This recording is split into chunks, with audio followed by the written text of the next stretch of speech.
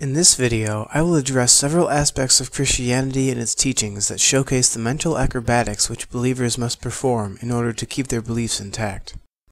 To begin, I want to share with you an interesting dichotomy which I thought of not too long ago. It starts out like this. Is it more moral to punish someone for something which they have not done, or not to punish someone for something which they have done? As I thought about this idea and shared it with those around me, the answer was, consistently, that it is more moral not to punish someone for something which they have done than to punish someone for something which they have not done.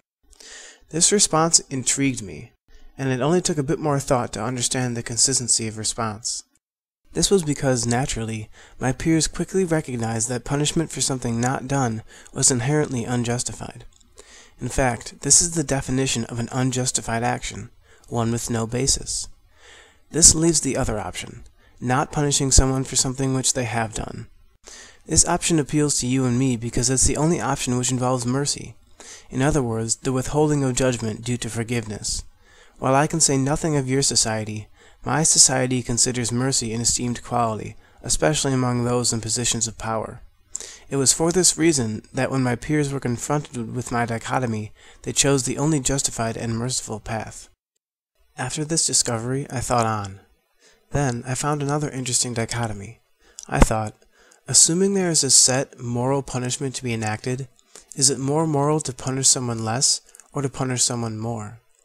Again, as I proposed this question to other people, the answer was consistently that punishment beyond a predetermined just limit is inherently immoral. And just as before, this eliminates the unjust choice and leaves the merciful action left. This same reaction to these questions led me to consider these dichotomies in light of the Judeo-Christian God Yahweh. What kind of actions and judgments did he enact, and which choice did he choose in each dichotomy? As I examined the Old Testament for the biblical God's actions, teachings, and moral standards, I found exactly what I was looking for, demonstrations of the God's mercy, and lack thereof. Growing up Catholic, I was pretty familiar with the Gospels in the New Testament, so I started there. Immediately, the stories of Jesus' wisdom, mercy, and kindness came to mind. Most were the stereotypical Jesus stories, like the story of the adulterous woman whom Jesus saves from being stoned by the angry crowd. Furthermore, I thought of the stories where Jesus brought people back from the dead, and urged others to turn the other cheek to their aggressors. As I knew, the Jesus of the New Testament more often than not seemed to conform to the merciful side of both of my dichotomies. But, as I was also aware, the Old Testament would reveal a vastly different side to the biblical God. So, I searched and found the infamous stories about the destruction of Sodom and Gomorrah, the massive destruction of the flood, and the genocide in the books of Deuteronomy and Numbers. The most striking aspect about the Old Testament, though, was the needless killing and barbarism. From the stories in the Old Testament, it's clear that Yahweh was much more inclined to choose the less merciful side of both of my dichotomies. So what we have here is a perfect God who represents the essence of absolute mercy, but who also consistently chooses the option of non-mercy. Seem a little inconsistent to you? Well, regardless, it certainly did to me. Why would a morally perfect being choose not only to punish beyond the set moral judgment, but to punish those who had done no wrong?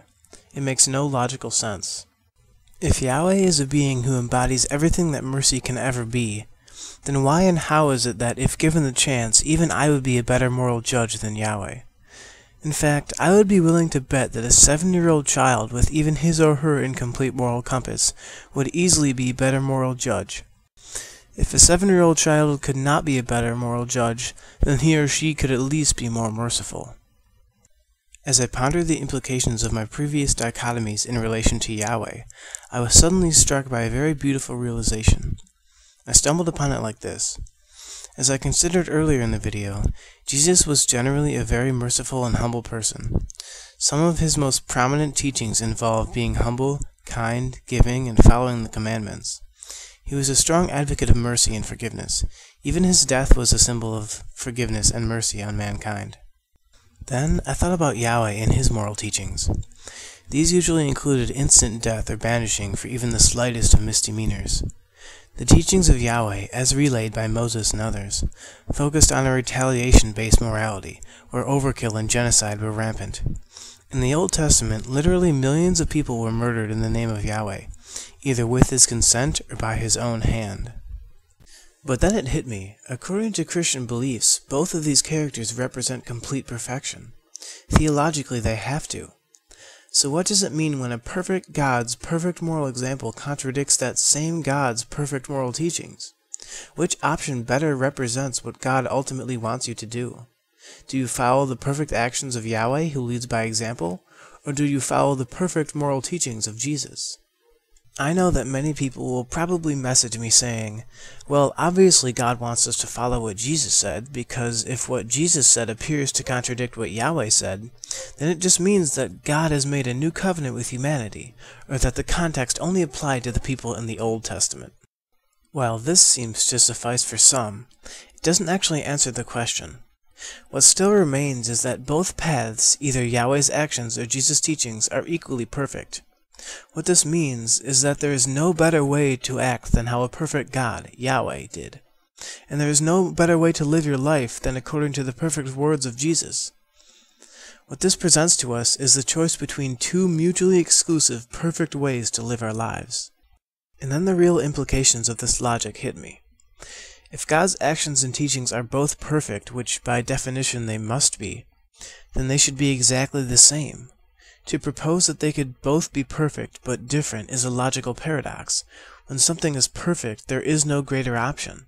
If there was a greater option, then the previous option would cease to be perfect because there would be a superior option. What, then, does this mean for Yahweh and Jesus? Well, it means that either one of them wasn't perfect, or that neither were God. In either case, it spells out trouble for Christianity. After all, the most basic necessity of Christianity is that Jesus was God. But if his teachings weren't perfect, then he simply can't have been. And here I end my logical journey. The purpose of this video was not only to illustrate the mental acrobatics involved in the beliefs of Christianity, but to share with you several of the logical paths I've discovered. I encourage you to explore your own and always strive to find the truth, regardless of bias and societal pressure.